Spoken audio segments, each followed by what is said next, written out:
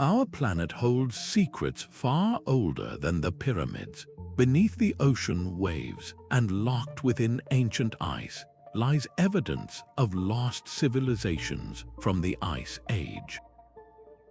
This journey will show you how our entire understanding of human history might be wrong. We will examine submerged cities that challenge our timelines and artifacts that seem impossible for their time. Together we will unravel why these societies vanished and what their forgotten knowledge means for us today.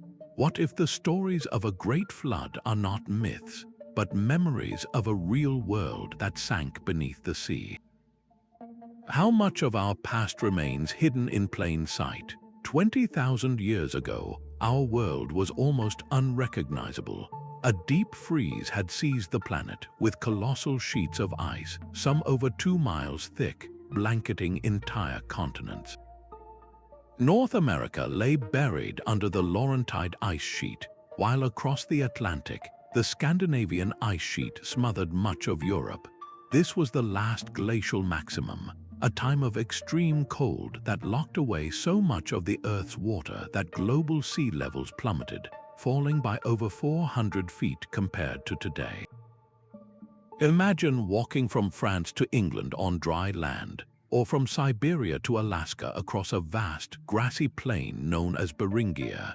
These were not mere ice bridges, but entire continents now lost to the sea, like the sprawling Sunderland Shelf that connected the islands of Indonesia into a single, massive peninsula.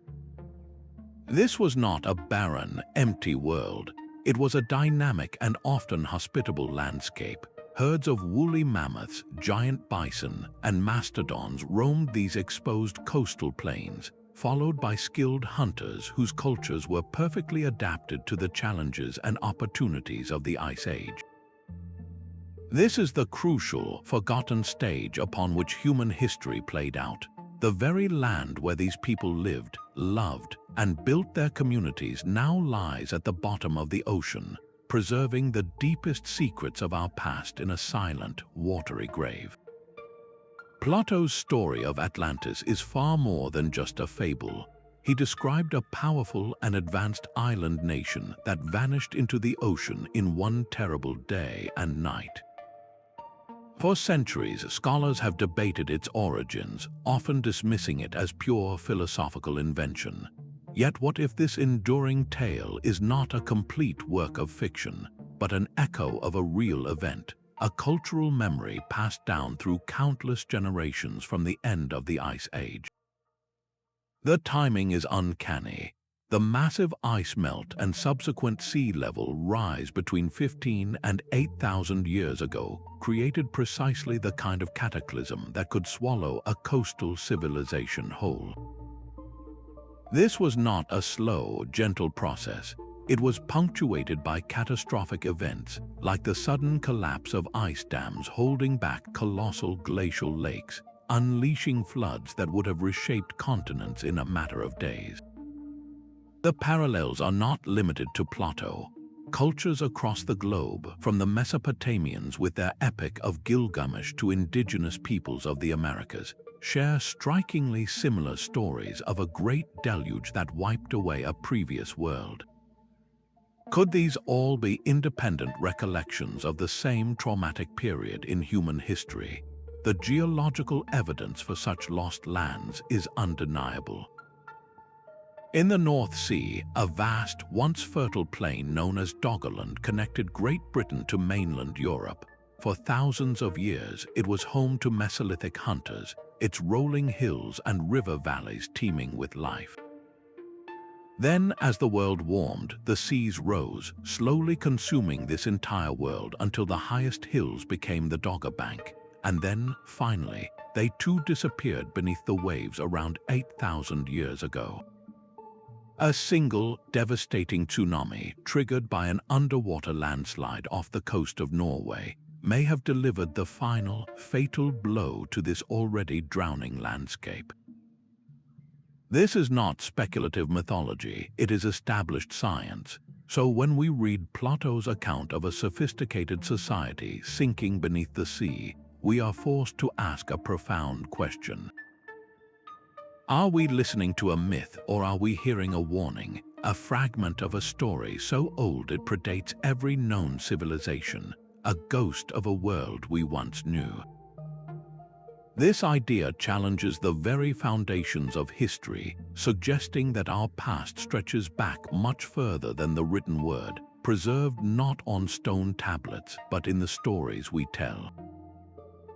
The debate over Plato's story shifts from theory to tangible proof with the discovery of structures resting on the ocean floor.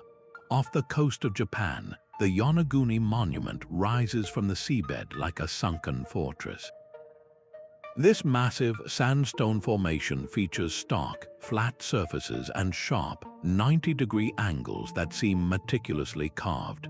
A wide, central staircase ascends its terraced levels, flanked by what look like ceremonial platforms and even a triangular protrusion that resembles a crude face.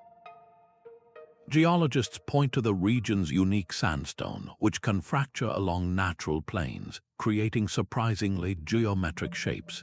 Yet the sheer scale and complexity of Yonaguni make a purely natural origin difficult to accept. If this was shaped by human hands, it would demand a radical rewrite of our technological timelines, placing advanced stoneworking in an era when mainstream history suggests humans were simple hunter-gatherers. Half a world away, in the Gulf of Cambay off India's western coast, another profound discovery emerged from the silt.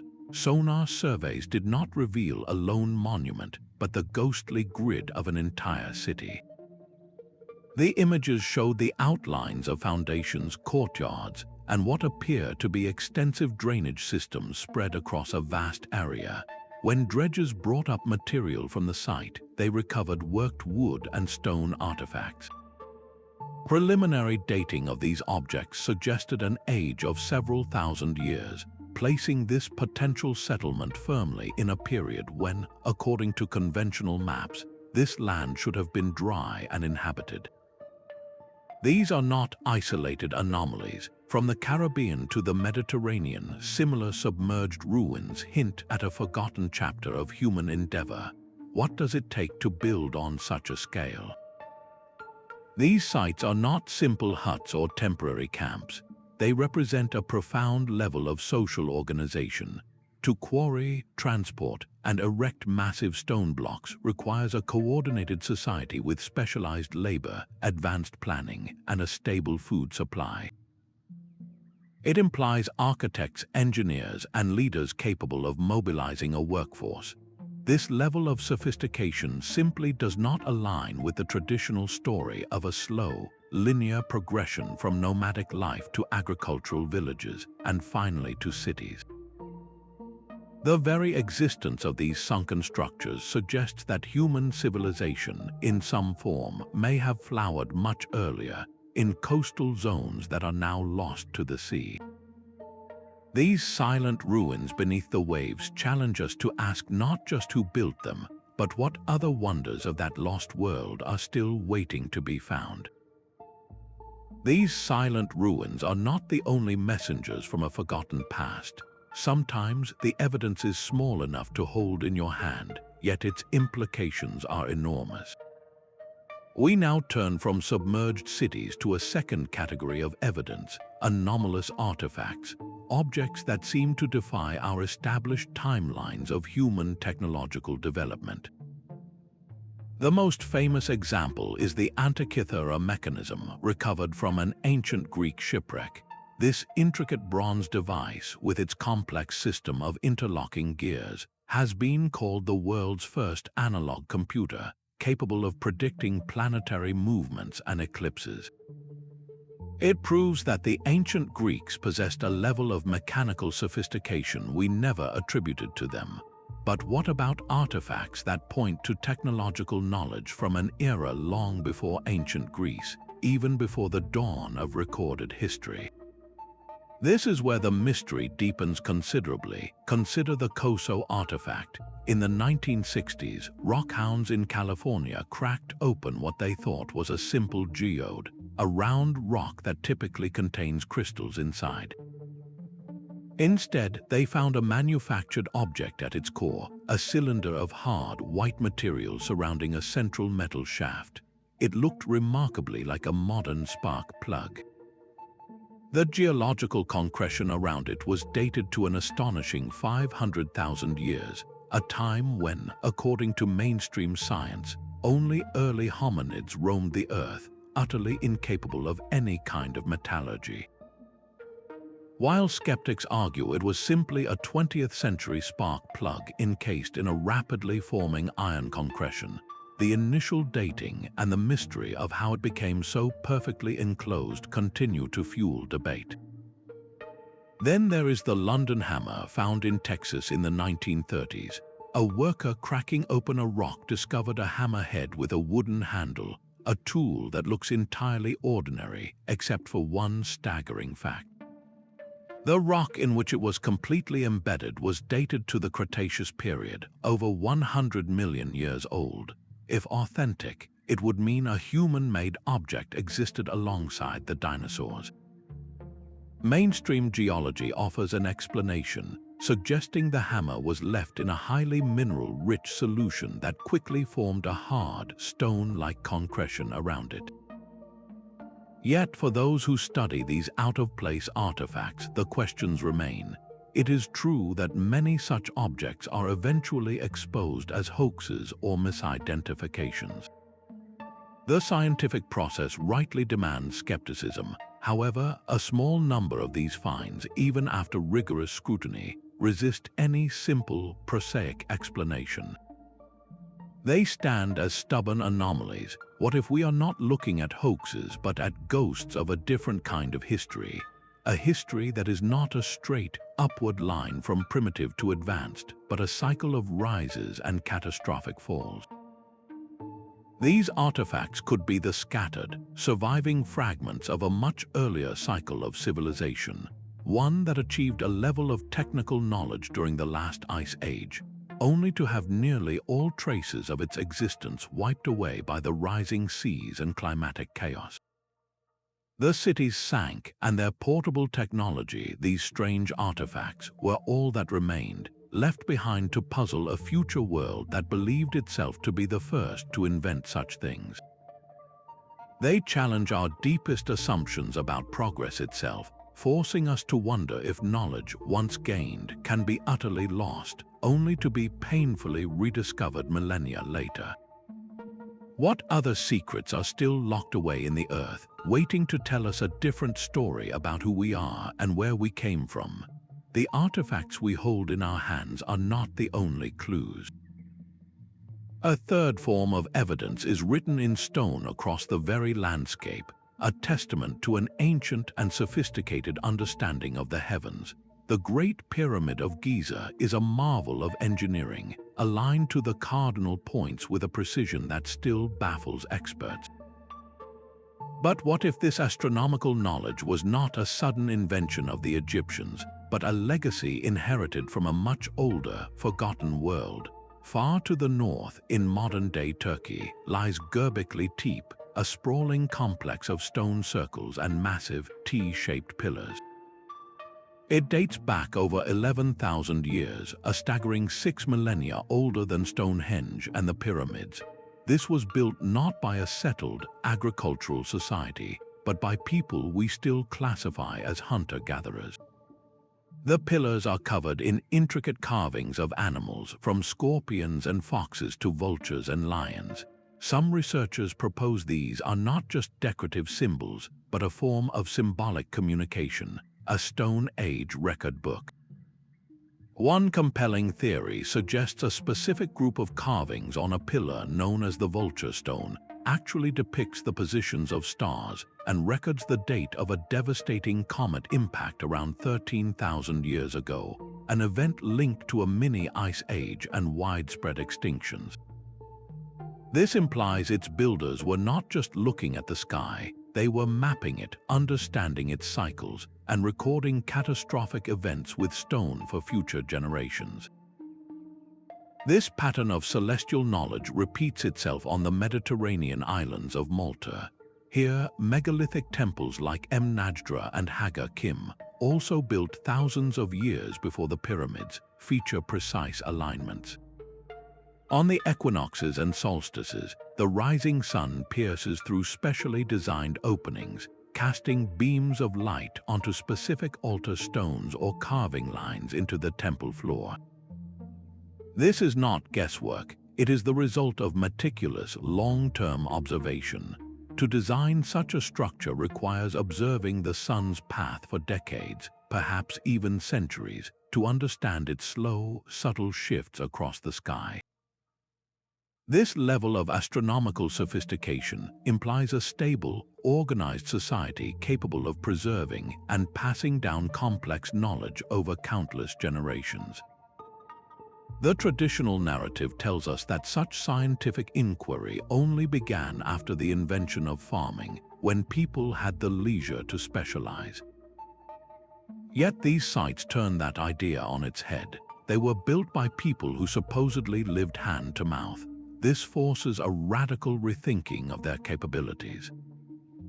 It suggests the knowledge encoded at Göbekli Tepe and Malta was not a new discovery, but the culmination of an even older tradition of sky watching, one that could stretch back deep into the Ice Age itself. What kind of world were these ancient astronomers living in? Were they simply trying to predict the seasons, or were they tracking something far more ominous, like the comets and climate shifts that may have shattered their ancestors' world?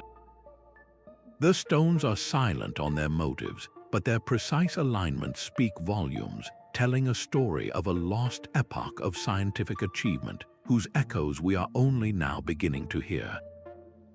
The stones of Göbekli Tepe may hold a warning about the very sky their builders studied so intently. That sudden plunge back into Ice Age conditions, the Younger Dryas, stands as one of the most dramatic and unexplained events in our planet's recent history. Just as the world was warming, a switch was flipped. Temperatures in the North Atlantic plummeted by up to 10 degrees Celsius in a matter of decades, and the glaciers began to advance once more. This deep freeze lasted for over 1,000 years. For any society existing at that time, this would not have been a gradual change to adapt to. It would have been an existential catastrophe.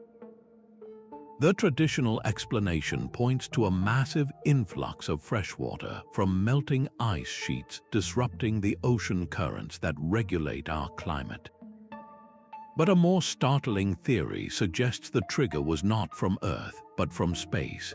The Younger Dryas impact hypothesis proposes that around 12,800 years ago, a comet or asteroid shattered in the atmosphere above North America. The result was a hellish rain of fire. Multiple fragments, some potentially miles wide, slammed into the ice sheet that covered what is now Canada.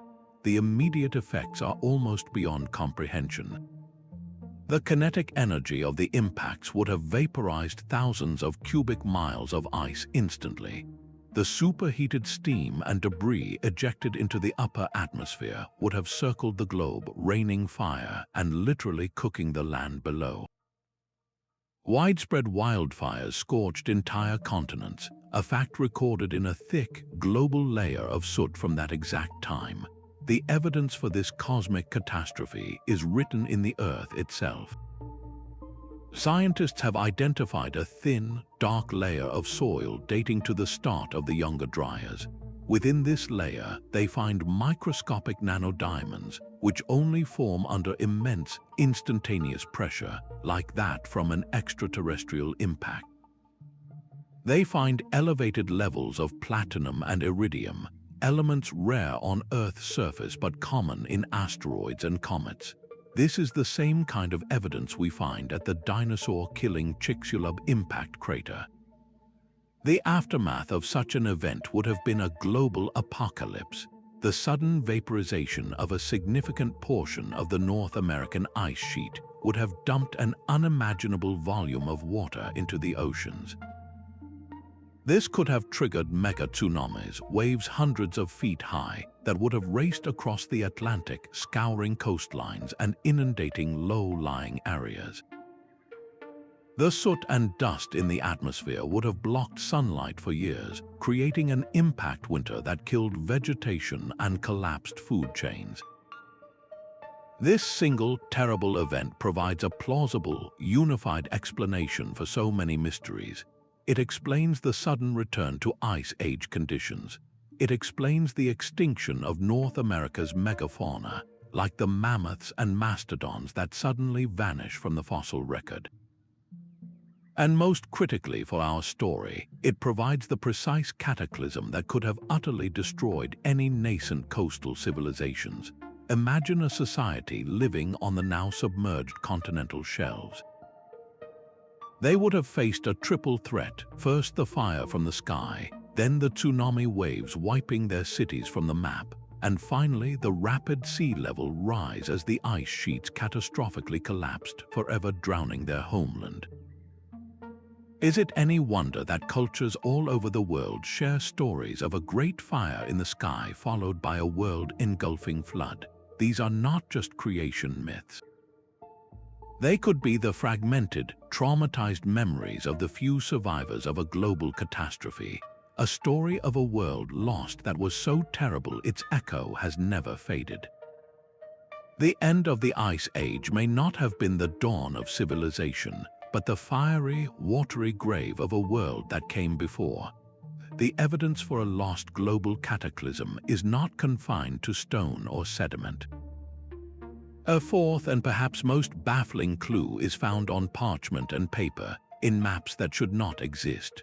Drawn by a Turkish admiral named Piri Reis in 1513, a world map compiled from older source charts shows the coast of South America with remarkable accuracy. Yet its most controversial feature lies at the bottom of the world, a landmass that many researchers argue is the coastline of Antarctica, depicted not as a frozen wasteland, but as a continent free of ice. This is supposedly impossible. Antarctica's true shape, buried under miles of ice, was not confirmed by modern science until the 20th century using seismic surveys. How could a 16th century cartographer have known it? The most compelling explanation is that the Piri Reis map, and others like the Orontius Phineus map from 1531, are not original works of genius but copies of copies, tracing their lineage back to much older source maps. These original charts would have been created by a seafaring culture that explored the globe at a time when Antarctica's coasts were last visible, before the ice sheets sealed it away forever. That window of opportunity closed over 6,000 years ago, at the very end of the last ice age. The implications are staggering. It suggests a prehistoric civilization with the ships, the skills, and the scientific drive to mount a global maritime expedition. They would have needed to accurately determine longitude, a problem that would stump navigators for millennia to come. They would have had to map a coastline that today is obscured by a crushing weight of ice, meaning their knowledge had to be preserved and passed down through countless generations, surviving floods, famines, and the collapse of entire ages, only to resurface briefly in the libraries of Renaissance cartographers before being lost again. Skeptics rightly point out that the features on the Piri Reis map could be speculative or represent a distorted version of South America itself. But the correlation between the subglacial topography of Antarctica, which we can now map with satellite radar, and the landforms on these ancient charts is deeply unsettling. If these maps are genuine artifacts of an antediluvian world, they do more than just prove a lost civilization existed. They reveal its character. This was not an isolated culture. It was a global one, capable of projecting its power and knowledge across the world's oceans. It undertook a systematic mapping of the entire planet, a project that implies a central purpose, a unified scientific endeavor on a scale we would find ambitious even today. What were they documenting? Were they charting their own world, or were they creating a record for a future they knew was threatened? These silent maps are perhaps the most haunting legacy of that lost age, a ghostly whisper from a time when humanity first glimpsed the whole Earth, only to have that knowledge sink beneath the waves of time and ice. The tale of a world-ending flood echoes in every corner of our planet. In ancient Mesopotamia, the Epic of Gilgamesh tells of the god warning the righteous man Utnapishtim to build a great boat and save the seed of all living things from a storm sent to destroy humanity. In the Hebrew Bible, a nearly identical story unfolds with Noah, his ark, and the Rainbow Covenant. Far away in India, the Hindu scriptures speak of Manu, who is warned by a fish of an impending deluge and builds a vessel to preserve life. The Maya, the Greeks, the indigenous peoples of the Americas, cultures completely isolated from one another, all preserved their own version of this same cataclysm. The details are eerily consistent: a divine warning, an overwhelming deluge that covers the mountains, and a small group of survivors who become the ancestors of a new world. This cannot be a coincidence. When you have the same story told by cultures that had no possible contact with each other, you are not looking at shared fiction. You are looking at a shared memory. Geologists provide the chilling backdrop for this global narrative. The end of the Ice Age was not a gentle thaw. As the great glaciers retreated, they released torrents of meltwater, causing global sea levels to rise by over 120 meters. That is the height of a 30-story building. Imagine watching the ocean slowly, inexorably, claim every coastal plain, every river valley, every island you ever knew. Millions of square kilometers of the most habitable land on Earth, the very continental shelves where early humans thrived, were swallowed by the sea. This process lasted for thousands of years, but it was punctuated by sudden, terrifying catastrophes. The collapse of a massive ice dam would release a wall of water taller than any skyscraper, scouring the landscape and sending tsunami waves across the globe. For the people living through this, it truly was the end of their world. Their entire reality was being erased by the rising tide. What would you do if you survived? You would tell your children, and they would tell their children. You would encode the trauma and the warning into the most powerful story your culture possesses. This is the profound power of oral tradition.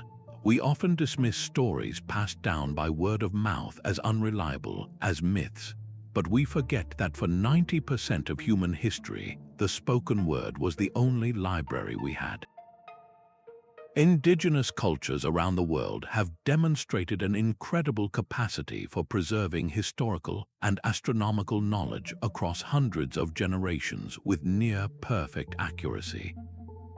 These global flood myths are likely our most direct, unbroken link to the lived experience of the Ice Age survivors. They are not just allegories, they are the first-hand accounts of those who watched the waters rise, who lost their homes and their world, who sailed into an uncertain future carrying the seeds of a new beginning. They remembered the day the waters came, and they made sure we would remember it too. Our own bodies carry a hidden record of these ancient cataclysms. The story of our past is not just buried in ice or written on sunken stones. It is encoded in the very DNA of every person alive today. Geneticists studying our mitochondrial DNA, which is passed down almost unchanged from mother to child, have uncovered a startling fact. Roughly 70,000 years ago, the entire human race went through a staggering population collapse. Our ancestors were reduced to just a few thousand individuals, teetering on the very brink of extinction. This was not an isolated event. A second, smaller genetic bottleneck appears much later, right around the time the Ice Age was drawing to its chaotic close. What could have caused such a dramatic die-off? Climate shifts are the obvious suspect. but the sheer severity of the earlier bottleneck has led some scientists to propose a more dramatic trigger, like a massive volcanic eruption that plunged the world into a volcanic winter. The later bottleneck, coinciding with the Younger Dryas impact and the Great Flooding, fits a terrifying pattern. It suggests that the cataclysms that sank the coastal lands also decimated the human population that lived on them. This is not just a story of climate change, it is a story of survival against impossible odds. The genetic evidence points to a world where entire tribes, and perhaps entire cultures, were simply wiped from the earth. But the genetic mysteries go even deeper. As scientists sequence more ancient DNA, they are discovering traces of what they call ghost populations.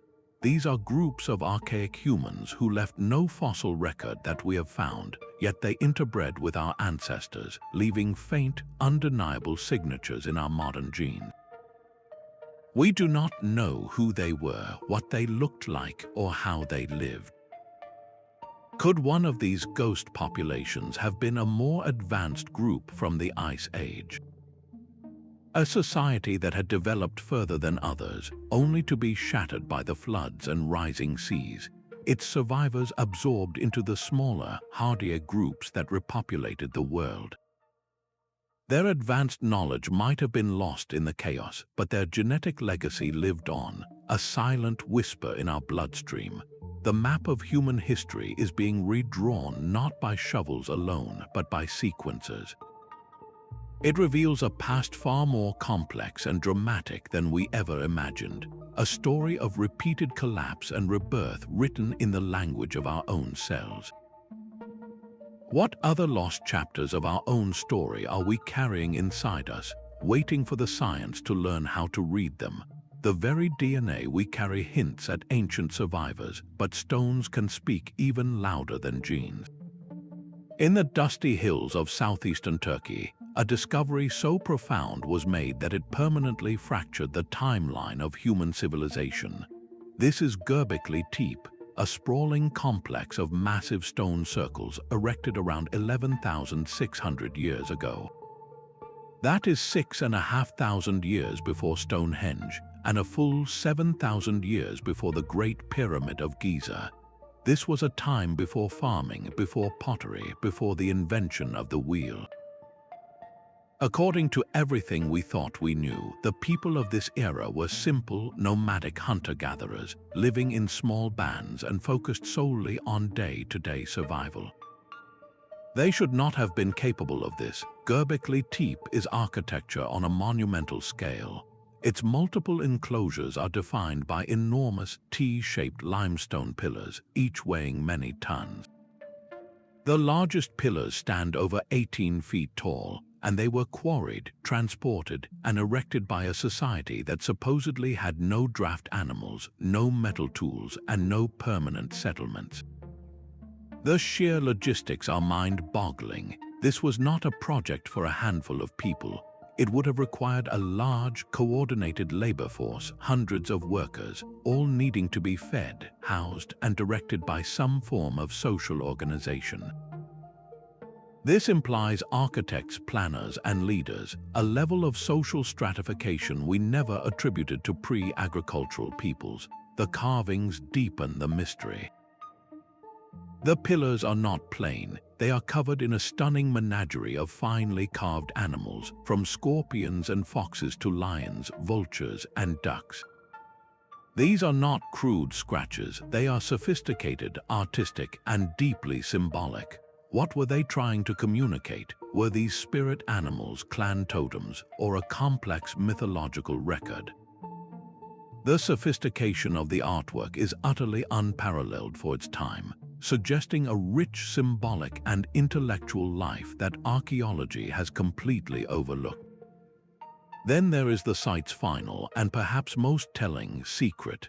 After centuries of use around 8000 BCE, Göbekli Tepe was not abandoned and left to crumble.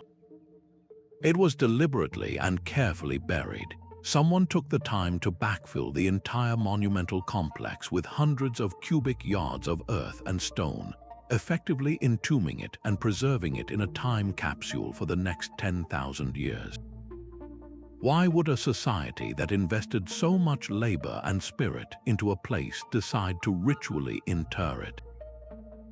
Was it a sacred act, a way of retiring a holy site? Or was it an act of preservation, a desperate attempt to save their most important creation from some impending threat, perhaps the very climatic chaos and rising populations of the new agricultural age? Göbekli Tepe stands as a monumental question mark carved in stone. It forces us to ask if the cradle of civilization was not in Mesopotamia, but in a much older, forgotten world. Was this a religious center that unified scattered tribes, an astronomical observatory tracking celestial dangers, or a memorial built by the last of the great Ice Age hunters, a final, defiant monument to a way of life that was already slipping beneath the sands of time? The stones of Göbekli Tepe are not the only monuments to a world we have lost. Beneath the waves, entire continents sleep, their geography preserved in stunning detail by modern technology. Advanced sonar mapping has peeled back the ocean to reveal a ghost geography, a world from the last ice age perfectly preserved on the seafloor. We are not just finding scattered ruins, but the complete framework of a vanished planet. The continental shelves are crisscrossed with the sinuous, meandering paths of ancient river systems, their channels still clear.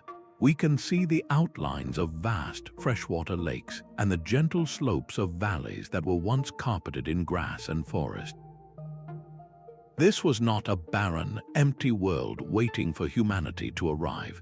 It was a thriving, dynamic landscape, and the most famous of these lost lands was the Bering Land Bridge. This was not a narrow, icy bridge, but a subcontinent 1,000 miles wide connecting Siberia to Alaska. We now know it was a fertile, grassy plain, a mammoth steppe teeming with wildlife, from giant bison and woolly mammoths to the human hunters who followed them. This land, now called Beringia, was not merely a corridor. It was a homeland, a place where people could have lived for generations, developing their own unique cultures on soil that now lies beneath the frigid Bering Sea.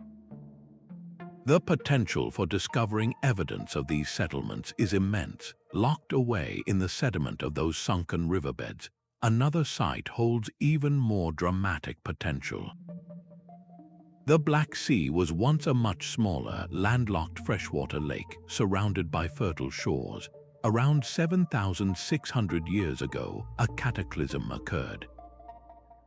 As the global oceans rose, the Mediterranean Sea finally overtopped the natural dam at the Bosporus Strait. What began as a trickle became a cataclysm. Salt water poured in with the force of 200 Niagara Falls, carving a deep channel as it went. The lake level rose catastrophically, perhaps as much as 6 inches per day, flooding over 60,000 square miles of land in less than a year. For the agrarian communities living on those shores, this was a real-time, unstoppable deluge. Their world vanished before their eyes. The parallel to the biblical flood of Noah is undeniable, not as a global event, but as a regional catastrophe so devastating its story was carried by survivors and etched into cultural memory for all time. These drowned landscapes are the greatest unexplored archaeological sites on Earth. The cold, dark, oxygen-poor depths of these submerged plains are a perfect preservative. Wood, bone, plant material, and even human artifacts that would have crumbled to dust on land could be perfectly preserved in this watery time capsule. Imagine discovering a wooden tool, a woven basket, or the remains of a dwelling from a society that thrived when sea levels were 400 feet lower. The technology to systematically explore these deep, dark sites is still in its infancy, but the promise is breathtaking.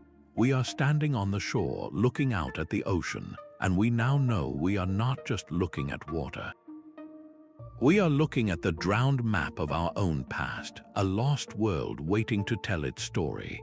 This resistance from mainstream archaeology is not born from stubbornness, but from a fundamental principle of science. Extraordinary claims demand an extraordinary level of proof, and the established timeline of human history is a monument built on countless digs, carbon-dated artifacts, and peer-reviewed studies. It tells a compelling story of a slow, steady ascent. For tens of thousands of years, we were nomadic hunter-gatherers. Then, around 12,000 years ago, something revolutionary happened in the Fertile Crescent. We began to domesticate plants and animals. This agricultural revolution allowed us to build permanent settlements, which grew into towns and then cities. With a stable food supply, we could specialize, leading to governments, writing, and advanced technology. This model is elegant, logical, and supported by an overwhelming body of evidence. To suggest that a sophisticated civilization predates all of this by thousands of years is to challenge the very foundation of human history. So when a researcher presents a submerged structure or an anomalous artifact, the response from the academic establishment is understandably cautious. They ask critical questions. Could those geometric shapes at Yonaguni be the result of natural jointing in the bedrock, a well-documented geological process? Could the artifacts from the Gulf of Cambay have been displaced by ancient currents, giving a false reading of their original context? This process is not about shutting down new ideas. It is about upholding the rigorous standards that prevent archaeology from slipping into speculation. They warn of a trap called confirmation bias, where we unconsciously prioritize evidence that supports our exciting theory and ignore or dismiss anything that contradicts it. If you believe a city is buried offshore, every unusual sonar reading becomes a building, and every oddly shaped stone becomes a tool. This critical lens is essential. It is the immune system of science fighting off infectious ideas that have not yet earned their place. Yet this necessary skepticism creates a palpable tension. On one side, established academia guards a well-defended citadel of knowledge. On the other, a growing number of researchers and enthusiasts point to a scattering of clues that do not fit within the walls. This is not a battle between right and wrong, but a fundamental conflict over how we interpret the past. Is the official story complete, or are we looking at a puzzle with missing pieces, pieces that were lost when the coastlines drowned? The process is slow and often frustrating, but it is how knowledge truly advances. Every dismissed theory pushes its proponents to find better evidence. Every contested artifact forces a more refined analysis.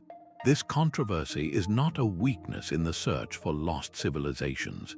It is the very engine of discovery, testing each new clue to its breaking point and ensuring that whatever truth finally emerges will be built on a foundation as solid as stone. A scattered constellation of stone across our planet whispers a secret too vast for any one culture to claim. From the windswept Salisbury Plain to the silent, stoic Moai of Easter Island, these ancient sites seem to speak a common language of alignment and measurement. The Great Pyramid of Giza is positioned with an accuracy that modern surveyors find difficult to replicate. Stonehenge's heel stone perfectly frames the rising sun on the summer solstice.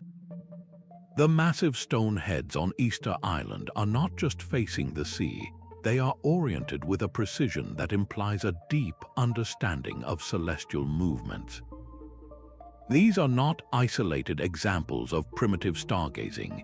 They are the signatures of master astronomers and engineers. The question that haunts researchers is not whether these cultures understood the sky, but how they all arrived at such a similar and sophisticated level of understanding, despite being separated by thousands of miles and thousands of years. One explanation is that this knowledge arose independently in each location. a natural human response to the cycles of nature, but the consistency and complexity of the alignments suggest something more, a shared blueprint or a common teacher. This leads to a truly breathtaking theory that these sites are not random monuments, but points on a vast prehistoric grid, a great circle of sacred geography that encircles the entire Earth. When you plot the locations of the most significant megalithic sites on a globe, a pattern begins to emerge. The Great Pyramid, the ancient city of Siwa in Egypt, Easter Island, the Nazca Lines in Peru, the Angkor Wat Temple complex in Cambodia, and even the forgotten megaliths of Mohenjo-Daro appear to align along a single, continuous band around the planet. This is not a perfect line, but the correlation is too strong to be easily dismissed as chance. This proposed great circle is not just a random path, it is the longest possible line you can draw around a sphere, a concept in geography known as a great circle. For a civilization to intentionally place its most important monuments along such a line would require a staggering feat of global exploration and measurement. It would mean they possessed a unified system of geodetic science, the ability to accurately measure the size and shape of the Earth itself, thousands of years before we believed such a thing was possible. This is the ultimate legacy of a lost world, a message in stone written on a planetary scale. Were these sites meant to be a permanent record of a forgotten global civilization's knowledge, a network of observatories designed to monitor the heavens for future catastrophes, or perhaps a spiritual map of the world as they knew it? The stones do not yield their purpose easily, but their silent, global alignment challenges us to see our planet not as a collection of separate cultures, but as the single, interconnected home of a humanity that has risen, fallen, and risen again.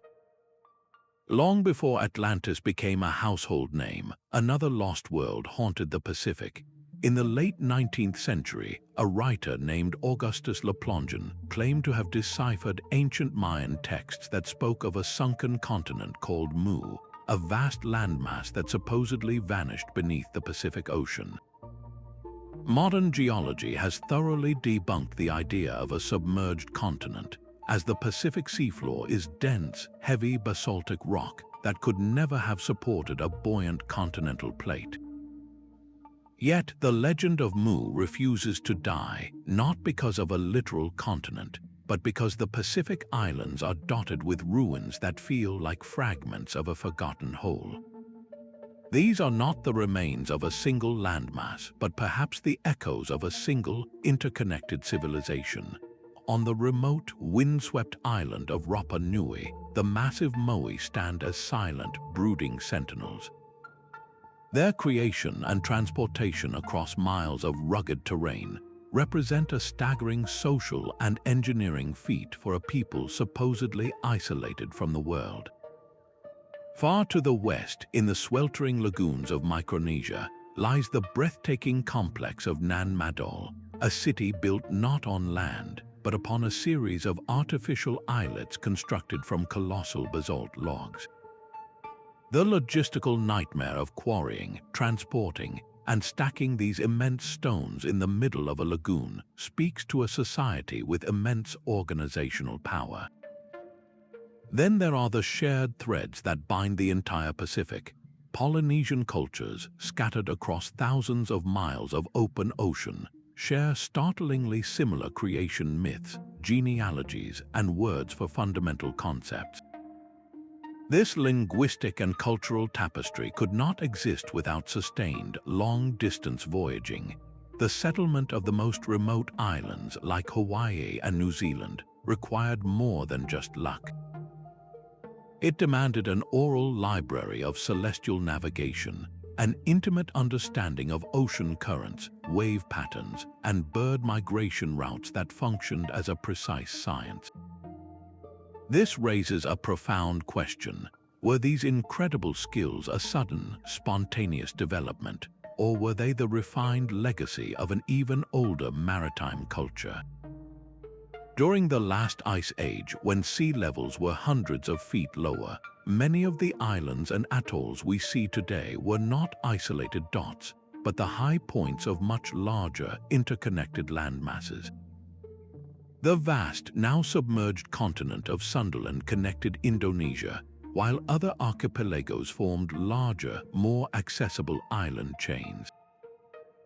Could a sophisticated seafaring people have explored and settled this more connected Pacific world, developing the knowledge and traditions that their descendants would later use to conquer the open ocean after the seas rose?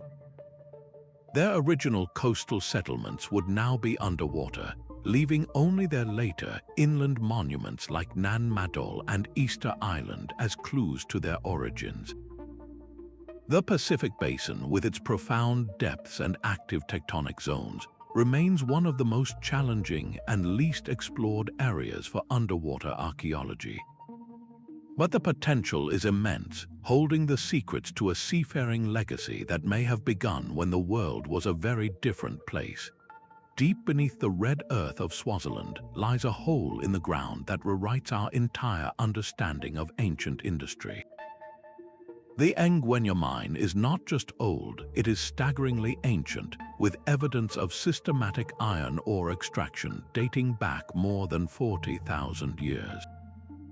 That is an era when we are told humans were solely hunter-gatherers, yet here they were, digging deep pits and tunnels to pull a specific, valuable resource from the planet. This was not casual surface scavenging, this was organized, purposeful mining. The same pattern appears on the other side of the world, in the arid hills of Chile. At the Toltal mining complex, we find evidence of sophisticated copper mining operations that began 12,000 years ago. These were not simple digs. The miners used stone hammers to break the ore from the bedrock and then transported it to nearby sites for processing. The scale of these operations is what truly staggers the imagination. This level of activity requires more than a few people looking for pretty rocks. It demands a coordinated workforce, a system for food and water supply, and a clear chain of command. It implies that someone, long before the rise of any known civilization, understood geology, could identify valuable mineral deposits, and possessed the engineering knowledge to extract them safely. This was an industry, so we are forced to ask a difficult question. What were they building? What required such a consistent and voluminous supply of iron oxide and copper? The obvious answer is tools and pigments, but the sheer scale of these mines suggests a demand that far exceeds what a small, nomadic band would need. This points to something much larger, a complex economic system with trade networks that move these raw materials across vast distances. These mines are the silent, subterranean testimony to the economic engines of a forgotten world. They hint at workshops we have not yet found, at trade routes now submerged, and at a level of social organization that we never dreamed existed in the deep ice age. The resources they pulled from the earth were the lifeblood of something we can only just begin to glimpse, the industrial foundation of a society that has since vanished from our history books. Deep within the silent caverns of Lascaux and Altamira, the animals seem to breathe on the cold stone walls. These are not simple sketches of daily life. A bison painted with such vitality it appears to be charging from the rock, a horse frozen in mid-gallop for 20,000 years. These images transcend mere decoration. For a long time, we saw them as beautiful records of a hunt, but their true purpose may be far more profound. Some researchers propose that this art is a window into a shamanic world, a visual record of visions experienced in trance states deep within the Earth's womb.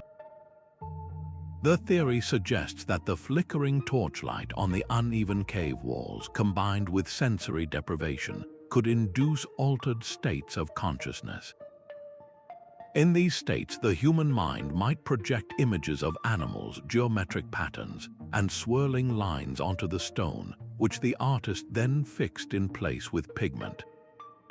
This was not art for art's sake. It was a sacred technology for interacting with the spirit world. The evidence for this is written in the caves themselves, in a symbolic code we are only beginning to recognize. Look beyond the majestic animals and you will find a recurring lexicon of abstract signs. Dots, lines, zigzags, and ladder-like shapes appear again and again, not just in European caves but in ancient rock art from Indonesia to the Americas. Most telling are the hand stencils created by blowing pigment over a hand pressed against the wall. This is not a signature, it is a presence, a way of saying I was here in this sacred space. The consistency of these symbols across vast distances and tens of thousands of years is staggering. It suggests a shared system of meaning, a proto-writing that communicated complex ideas about the spirit world, social identity, or cosmic knowledge long before the first cuneiform wedge was pressed into clay. Could we be looking at the lost language of the Ice Age? The sophistication required to maintain this symbolic tradition over hundreds of generations implies a rich and stable intellectual culture. This was not the work of brutish cavemen. It was the work of philosophers and priests, of people who contemplated their place in the universe and developed a symbolic language to express it. They possessed a modern mind capable of abstraction, ritual, and profound spiritual thought. The caves were their cathedrals, and the paintings were their stained glass windows and holy texts combined. Deciphering this code is one of our greatest challenges. What story do the dots tell? Do the zigzags represent the tremors of a shamanic vision, or a map of the spirit journey? Each hand stencil is a direct touch from a person who lived in a world now lost, a silent voice asking us to remember that our ancestors were not primitive. They were us, with all our capacity for wonder, fear, and the relentless need to make meaning out of a mysterious world. For decades, the story of the first Americans was simple. It was the story of the Clovis people. These formidable hunters, named for their distinctively fluted spear points found near Clovis, New Mexico, were long considered the pioneers of the continent, arriving around 13,000 years ago. Their technology was a revolution, a beautifully crafted weapon system designed for one primary purpose: to bring down the giants of the Ice Age. Yet their reign was shockingly brief. Within just a few centuries, their signature points vanish from the archaeological record, and the megafauna they hunted, creatures like the mammoth and the giant sloth, vanish alongside them. This twin disappearance is one of the great whodunits of archaeology. The traditional explanation paints a picture of a blitzkrieg, a wave of relentless hunters sweeping across the continent and driving the great beasts to extinction through overhunting. But this story is beginning to show deep cracks. The timeline is simply too perfect and too suspicious. The collapse of the Clovis culture and their prey aligns almost exactly with the onset of the Younger Dryas, that 1,000-year plunge back into Ice Age conditions. Was it really the spear that killed the mammoth, or was it the sudden, dramatic climate shift that turned lush pastures into frozen wastelands? Or, as the impact hypothesis suggests, was it the fire from the sky and the ensuing chaos that shattered their entire world? The mystery deepens with a discovery from the other end of the Americas. At Monte Verde in Chile, archaeologists uncovered a settlement that is unequivocally older than the Clovis sites, proving humans were living in the Americas long before those fluted points ever appeared. So the Clovis people were not the first. This realization changes everything. If they were not the pioneers, then who were they? Perhaps they were not just another group of hunters. Their technology was too advanced, their spread too rapid. The Clovis point is a masterpiece of stone tool engineering, requiring incredible skill and foresight to craft. What if the Clovis phenomenon represents something more specific? the brief, brilliant flare of a highly adapted culture that arose during a stable window in the Ice Age. A culture that had perfected its way of life, only to be extinguished by a global cataclysm it could never have foreseen. Their sudden rise and fall, preserved in stone and bone, may be the clearest evidence we have of a sophisticated Ice Age society in the New World, one that mastered its environment only to be unmade by forces far beyond its control. Our current warm era is a fleeting exception in Earth's long story. For the last 2.5 million years, our planet has been locked in an epic rhythm of ice. This is the Pleistocene Ice Age, characterized by long, brutal glacial periods where ice sheets advanced, and shorter, warmer interglacial periods like the one we live in today. The engine driving this relentless cycle is not some mysterious external force, but the very way our planet moves through space. These are the Milankovitch cycles, subtle, predictable changes in Earth's orbit and tilt. A slight wobble in our spin, a small change in the elliptical path around the Sun, a variation in the planet's axial tilt. These tiny alterations, over tens of thousands of years, slowly change how solar energy is distributed across the globe. When these cycles align to minimize summer sunlight in the northern hemisphere, snow accumulates year after year, century after century, until it compresses into ice and begins to flow, initiating a glacial period that can last for 100,000 years. When the cycles shift back, the ice retreats, and a brief interglacial spring arrives, typically lasting only 10 to 15,000 years. We are currently in one of these warm phases, known as the Holocene, which began around 11,700 years ago. Think about that for a moment. Our entire recorded history, every pyramid, every empire, every technological leap, has occurred in this single, cozy interglacial window. But what about the previous windows? The cyclical nature of this process forces a profound question about human history. If civilization can blossom to such complexity in our current interglacial, what might have been possible during previous ones? We have evidence of Homo sapiens and our cousin species like the Neanderthals living through multiple glacial cycles. Their world was one of extreme adaptation. During glacial periods, human range contracted. Populations were forced into refugia, smaller areas with somewhat hospitable conditions, like southern Europe or parts of Africa. Life was a relentless struggle for resources. But when the ice retreated during an interglacial, it was like opening the doors to a new world. Vast, fertile lands were revealed, teeming with game and rich with possibilities. Human groups could expand, migrate, and innovate. The last interglacial period before our own, known as the Eemian, peaked around 120,000 years ago. Geological and pollen records show it was actually warmer and wetter than our Holocene, with sea levels several meters higher than today. This means the continental shelves, those vast, now drowned plains we have discussed, were even more exposed and potentially more hospitable. Is it so difficult to believe that during a 100,000-year glacial period, punctuated by these warm, fertile interglacials, a human society somewhere did not just survive but thrive? Could they have developed a level of social organization, astronomy, or seafaring that allowed them to exploit the rich coastal environments? The cyclical view of history suggests that civilization is not a one-time invention. It may be a recurring phenomenon, a seed that sprouts during the brief springtimes of our planet. Our own civilization, for all its grandeur, is not necessarily the first or the most advanced. It may simply be the latest to rise, destined like all the others to be tested and ultimately transformed when the orbital cycles shift once more and the ice begins its slow, inevitable return. This perspective does not diminish our achievements, but it places them within a much grander, more humbling cosmic context.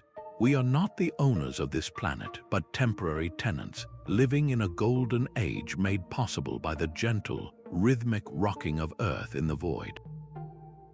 The bones we unearth do not always fit neatly into our family tree. Beyond the artifacts and the ruins, the very remains of our ancestors sometimes tell a story of a much stranger, more diverse human past. In South Africa, the discovery of the Boskop man skulls sent a quiet shockwave through anthropology. Dated to around 10,000 years ago, these skulls are defined by one startling feature: a cranial capacity that significantly exceeds our own. If brain size is any indicator of potential, these individuals possessed a neurological hardware that was, in raw volume, superior to modern humans. The scientific community debates what this actually meant, with many suggesting it was simply an isolated, localized variation with no bearing on intelligence.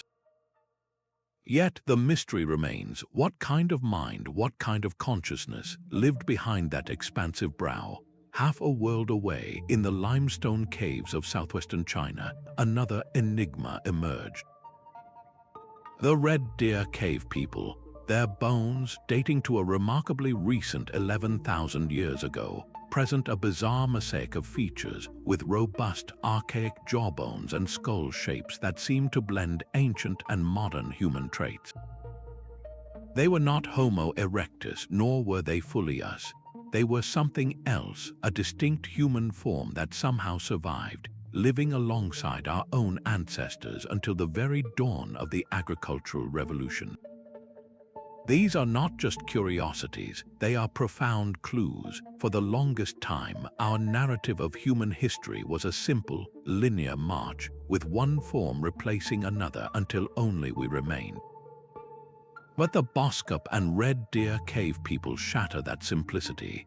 They reveal a world where multiple, varied human forms shared the planet, a world far richer in its human tapestry than we ever imagined. This lost diversity forces a difficult question. If our own species, Homo sapiens, could produce cultures as varied as the cave painters of Europe and the seafarers of the Pacific, what unique cultures, what different ways of seeing the world might these other human forms have developed? Could one of these variant groups, with a different cognitive architecture or physical strength, have pioneered a unique technology or social structure? Their legacy would not be found in sunken cities, but in the subtle, genetic traces they left in our own DNA after interbreeding, or worse. It vanished entirely when their small population was finally absorbed or driven to extinction by climate change or competition. Every unusual skull is a fossilized question mark. They remind us that the human story is not a single, triumphant epic, but a complex, branching tree where many promising branches were pruned away by time, leaving only our own to dominate the world. What other branches are still missing from our record, and what wisdom did they take with them when they faded from the earth? The gods of old may have been mortal men whose deeds became legend. Across the globe, our oldest stories are filled with cataclysms that mirror the geological record with uncanny precision. The Norse prophecy of Ragnarok describes Fimbulwinter, a great darkness where the sun is blackened and a savage cold grips the world. This is followed by a final, apocalyptic battle among the gods, and the earth itself sinks beneath the waves. This sequence, a sudden ice age followed by a global flood, is a perfect narrative match for the Younger Dryas event and the subsequent meltwater pulses. It is not a prediction of the future, but a memory of the past preserved in epic poetry. On the other side of the planet, ancient Hindu texts like the Mahabharata contain passages that defy easy explanation. They speak of Vimanas, aerial chariots that could travel between continents, and they describe weapons of terrifying power. One passage details a projectile charged with all the energy of the universe, a brilliant smoke and flame brighter than 1,000 suns. The hair of survivors fell out, their food became poisoned, and the world was shaken to its core.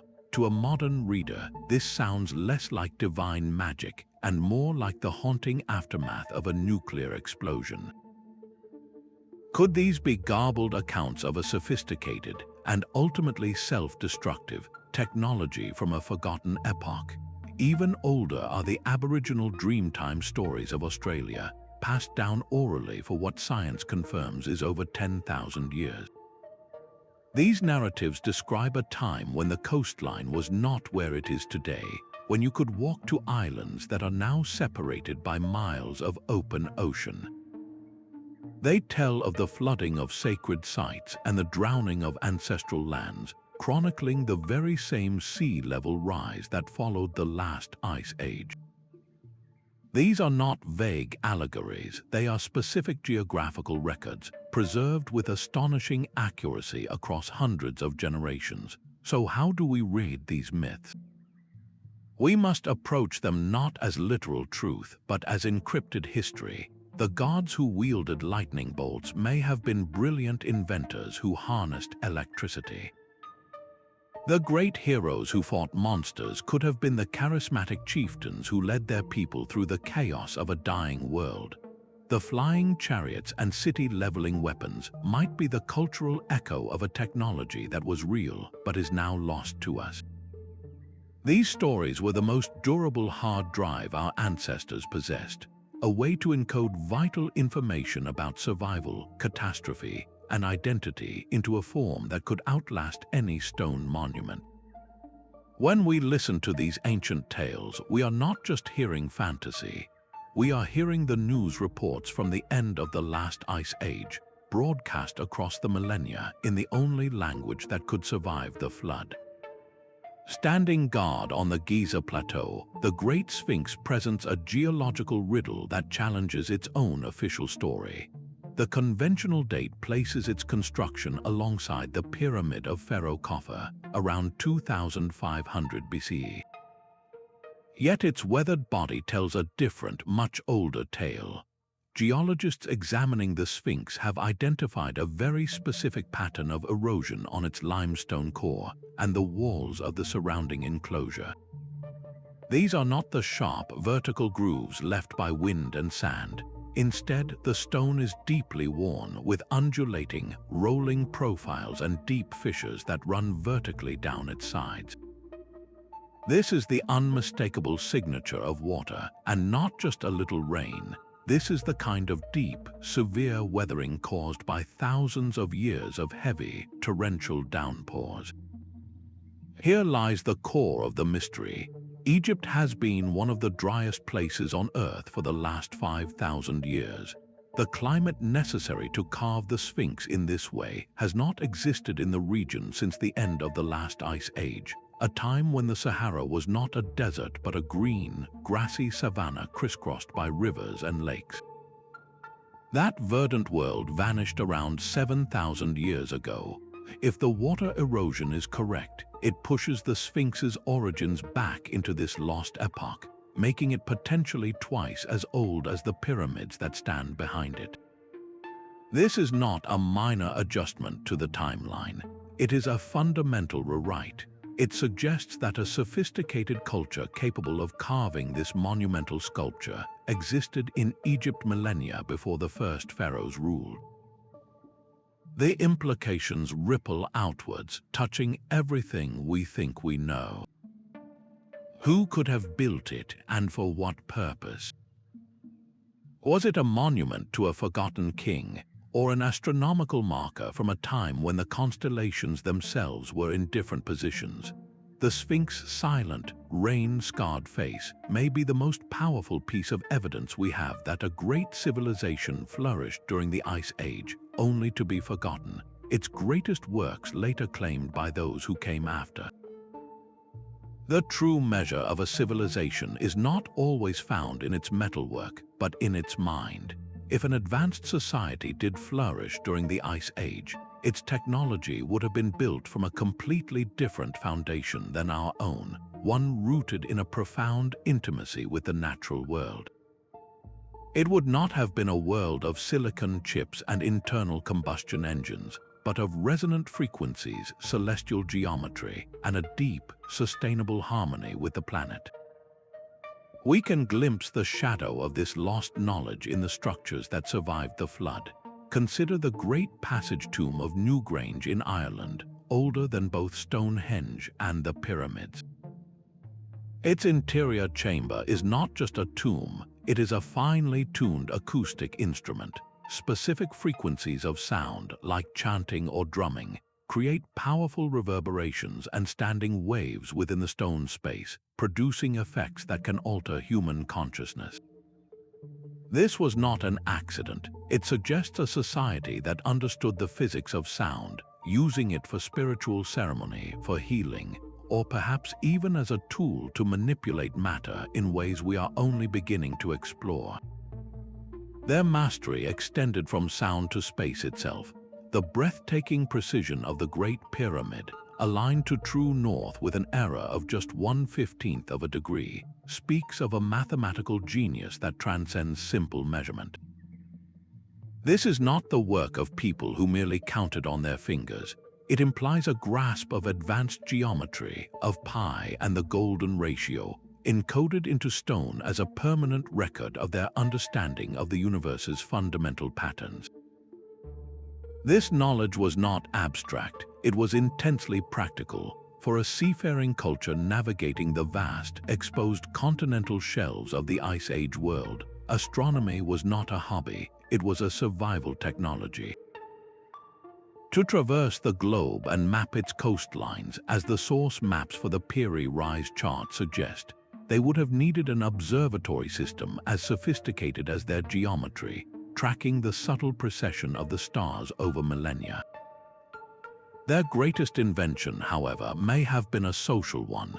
They seem to have achieved what eludes us today, a way of living within the ecological means of their world without consuming its foundation.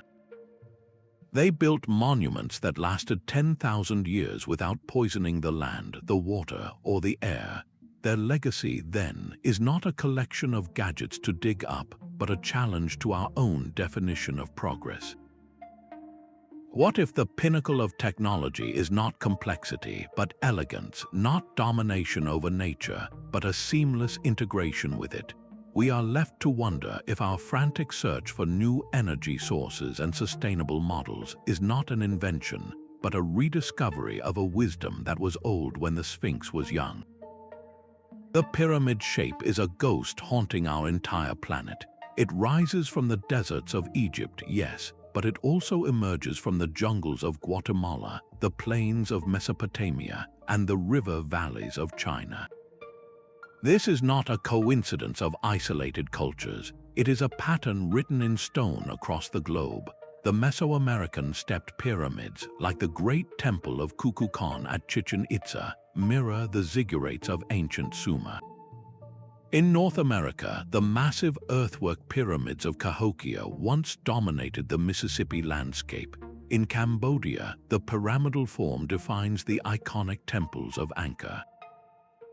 Even in far-flung Indonesia, the Borobudur temple complex is a massive, stepped pyramid dedicated to Buddhist cosmology. Their specific functions differed, serving as royal tombs, ceremonial platforms, or temples to the gods, but the fundamental geometric choice remains the same. Why would cultures separated by vast oceans and millennia consistently arrive at this one specific, complex shape? Mainstream archaeology offers a compelling and logical answer: convergent evolution. The pyramid is a stable, durable structure. If your goal is to build something tall and monumental, piling material into a broad-based, tapering form is simply the most effective way to do it. It is the architectural path of least resistance, a way for different societies to independently reach for the heavens. This explanation is elegant and practical. Yet, a persistent alternative theory asks a more radical question. What if this was not independent invention, but shared inheritance? the diffusionist argument points to the sheer ubiquity of the pyramid. It appears on nearly every continent, often with striking similarities in astronomical alignment and geometric principles. Could this common blueprint be the legacy of a single, seafaring civilization from a forgotten epoch? This hypothetical mother culture, navigating the lower sea levels of the Ice Age, might have spread its architectural and spiritual concepts across the world. Their influence would have planted a seed, a pyramidal archetype that later cultures adapted and made their own long after the original teachers had vanished beneath the waves. This idea transforms the pyramid from a simple building into a potential symbol of a lost global unity. It suggests that long before Egypt or Sumer, humanity shared a common cultural language, one that expressed its highest aspirations in the most stable and profound geometric shape known to humankind. The silent, global presence of these structures asks us which story we find more incredible, that dozens of cultures independently invented the same complex form, or that a single, lost world once connected them all, leaving behind the pyramid as its lasting stone signature. The search for our deepest past is no longer confined to dusty trowels and intuition. We are now armed with a suite of technologies that feel like they belong in science fiction, each one peeling back a different layer of the Earth to reveal secrets we could only dream of finding a generation ago. In the dense, impenetrable jungles of the Amazon, airborne lidar is working like a magical X-ray. By firing millions of laser pulses from an aircraft, it digitally strips away the thick canopy to map the ground beneath. What was once thought to be a pristine wilderness is now revealing the ghostly footprints of vast, complex societies, with networks of roads, farms, and ceremonial centers that rewrite the story of the Americas. This same technology could be deployed over other coastal regions, scanning for the subtle, geometric patterns of foundations and earthworks now submerged in shallow seas. Beneath the waves, the revolution is just as profound. Advanced multi-beam sonar systems paint the seafloor in stunning, high-resolution detail, while autonomous submersible drones can spend months methodically scanning vast areas of the continental shelf. They are no longer just looking for lone anomalies, but for the topographical signatures of human activity, the sunken river channels that would have attracted settlements, and the artificial shapes hidden in the silt. Off the coast of Cuba, mysterious, massive stone structures resting at great depths continue to intrigue researchers, their origins still a subject of intense debate. These tools provide the hard, mappable data that can transform a compelling theory into an archaeological site. On land, satellite imagery and ground-penetrating radar allow us to peer into the Earth without ever breaking the surface, locating buried walls and chambers with astonishing accuracy. Perhaps the most personal tool in this new arsenal is genetics.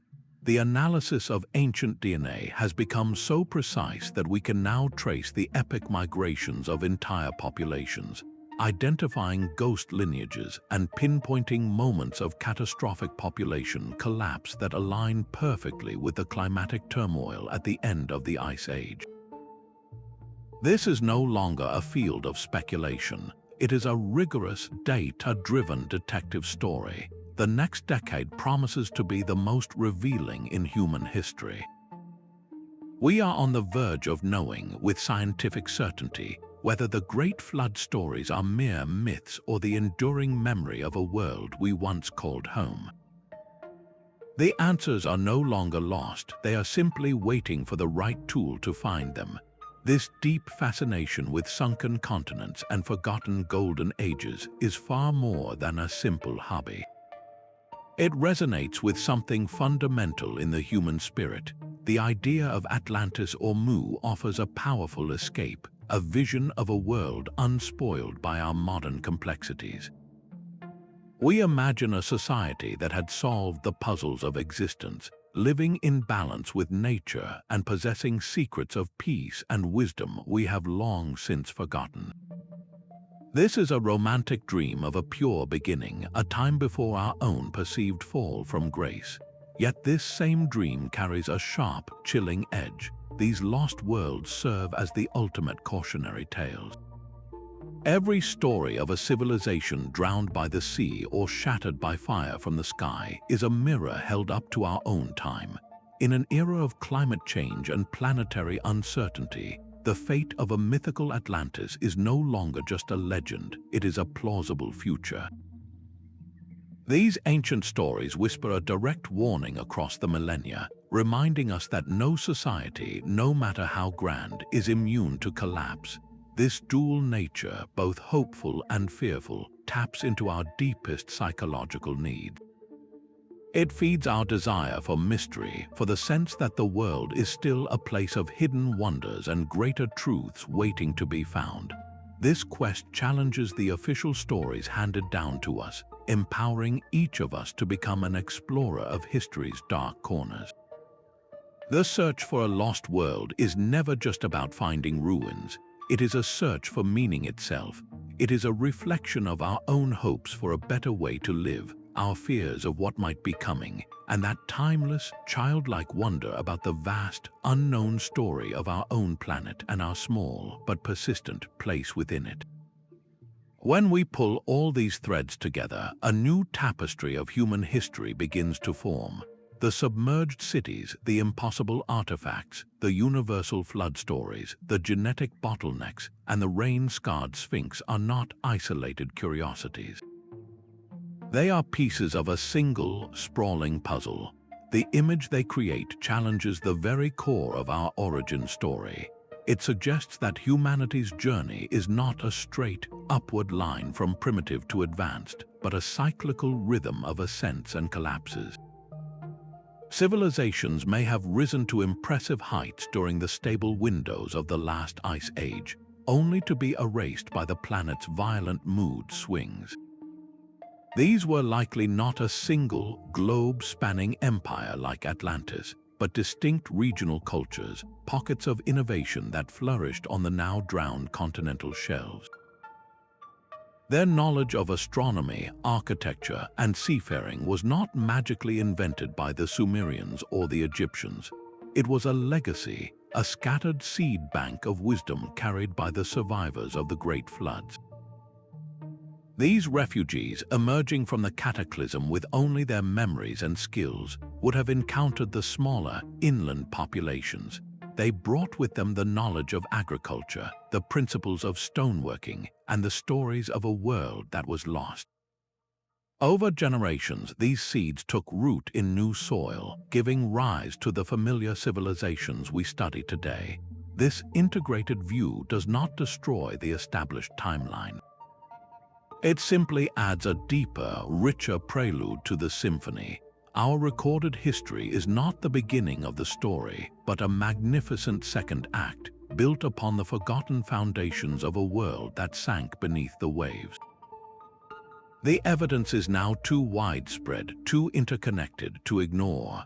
We are not the first people to wonder about the stars, to build great monuments, or to face a changing climate.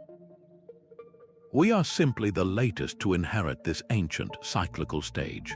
Our journey through these ancient clues reveals a human story far grander and more mysterious than any single narrative can contain. The silent stones beneath the waves, the artifacts that defy their time, the universal flood stories, and the scars of cosmic catastrophe all weave together into a single, profound question. What if civilization is not a one-time invention, but a cycle, a flame that has been lit, nearly extinguished, and lit again across the vast expanse of time? This is not about finding a single sunken city called Atlantis, but about recognizing a lost chapter in the epic of humanity itself. The evidence may not yet be conclusive in a court of academic law, but the pattern is too compelling to ignore.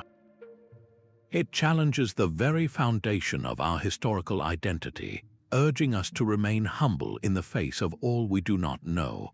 The true legacy of these lost peoples might not be the monuments they left in stone, but the enduring qualities they shared with us, the drive to understand their world, to build, to explore, and to survive against impossible odds. Their story is a mirror held up to our own civilization, a reminder of both our fragility and our incredible resilience. As we continue to probe the depths of our past with new technologies and open minds, we are not just uncovering lost history. We are gathering vital lessons for our own future, learning from the triumphs and failures of those who came before. The search for these lost worlds is far from over. It is an invitation extended to all of us to keep questioning, to keep exploring, and to never stop wondering about the hidden depths of our shared story. What do you think these ancient mysteries are trying to tell us? Share your thoughts and continue the exploration in the comments.